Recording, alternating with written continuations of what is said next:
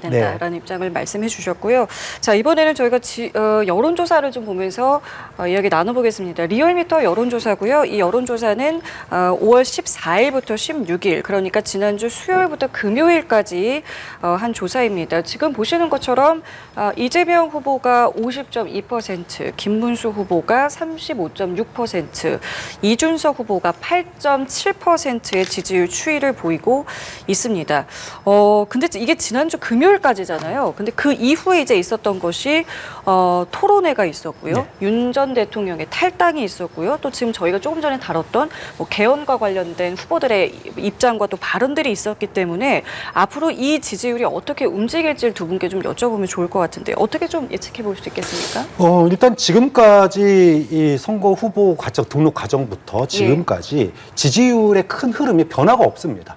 그러니까는 이재명 후보가 다른 후보들보다 오차 범위 바깥에서 큰 격차로 단독으로 일강 구도를 형성하고 있는 거에 대해서 커다란 변수가 없었다.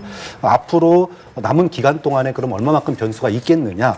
우리가 TV 토론 아까 얘기를 했는데 사실 아까 제가 평가를 한 방은 없었다고 그랬거든요. 그렇죠. 그럼 남은 두 번의 TV 토론에서 과연 얼마만큼 한 방이 있겠느냐. 뭐 그런 점은 좀 지켜볼 만한 여지가 있는 거고. 또 지금 이제 탈당 효과 같은 경우에 국민의힘 내부에서조차도 소위 반성 없는 탈당이 얼마나 효과가 있는지에 대해서 의문을 제기하시는 분들이 있거든요. 그렇다고 본다면 마지막 남은 카드가 소위 김문수 후보와 이준석 후보의 단일화 정도만 남았는데 이거 어저께 이준석 후보의 그런 스탠스 보면 쉽지 않은 상황입니다. 그렇게 본다면 지금의 어떤 이 여론조사의 지지율의 흐름이 바뀔 가능성이 어디 구석이 보이지가 않는다. 좀 그런 점은 우리가 흔히 이번 선거 막 왜 이렇게 조용한 선거, 재미없는 선거 이렇게 얘기할 정도로 지지율의 변화가 없었는데 앞으로도 이제 한 사전 투표가 이제 2도 안 남았지 않습니까? 사실상 이 구도가 거의 굳어진 거 아니냐라는 평가까지 전망까지 나올 정도인 것 같습니다.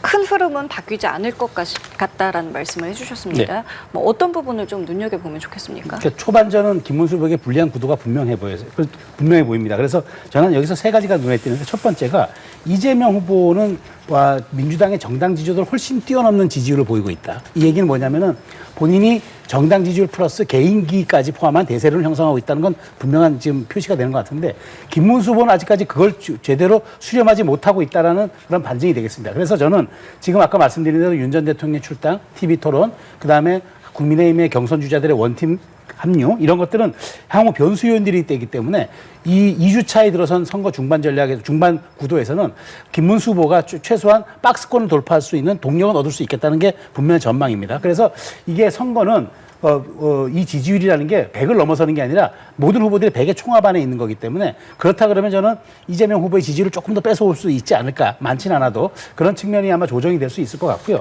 마지막으로 주목되는 부분 하나는 이준석 후보가 이렇게 국민의힘 내부라든가 보수 진영의 갈등에도 불구하고 두 자릿수 돌파가 지금 계속 안 되고 있다는 거, 한 자릿수에 갇혀 있다는 이것은 무슨 얘기냐면 그러니까 이준석 후보가 동탄 모델을 자꾸 얘기하는데 동탄 모델이 아직은 여기에는 적용되지 않고 있다. 그런 측면에서 이준석 후보의 지지율이 답보 상태에 있고 김문수 후보의 지지율이 조금 조정될 경우에는 단일화의 가능성은 남아있다. 이 부분이 아마 이번 주 중반에 키워드가 될 것 같습니다. 그래서 여론의 추이는 이 세 가지 포인트를 한번 주목해 볼 필요가 있지 않을까 그런 생각이 듭니다. 예, 알겠습니다. 오늘 두 분 말씀은 여기까지 듣겠습니다. 지금까지 최수영 시사평론가, 박창환 장한대 특임 교수와 함께했습니다. 두 분 고맙습니다. 감사합니다.